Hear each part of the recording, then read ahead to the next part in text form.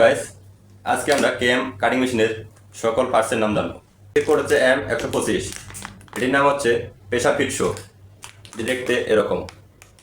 এগুলো হচ্ছে সার্ফিন show. Code হচ্ছে 169। এর কোড হচ্ছে 183। এর নাম হচ্ছে ক্লাম্পিং আর্ম ফর শো।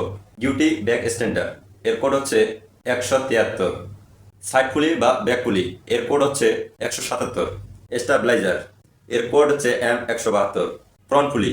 এর কোড হচ্ছে 179। ভিতরে যে পিনটি দেখছেন এই পিনটির নাম হচ্ছে হোল পিন ফর পুলি। এর কোড হচ্ছে 180। এটির নাম হচ্ছে lower gear bucket gear cover. এর কোড হচ্ছে 164। এটির নাম হচ্ছে লোয়ার গিয়ার বাকেট। আমার হাতে যে প্লেটটি দেখছেন এটির নাম বাটন প্লেট। এর কোড হচ্ছে M129। এবং সাইডে যে আরেকটি প্লেট দেখছেন এই প্লেটটির নাম হচ্ছে অয়েল পার্ট হোল্ডার। এর কোড হচ্ছে 130। এবং মাঝখানে যে পিনটি দেখছেন এই পিনটির নাম হচ্ছে স্প্রাইডার পিন। এর কোড হচ্ছে 143।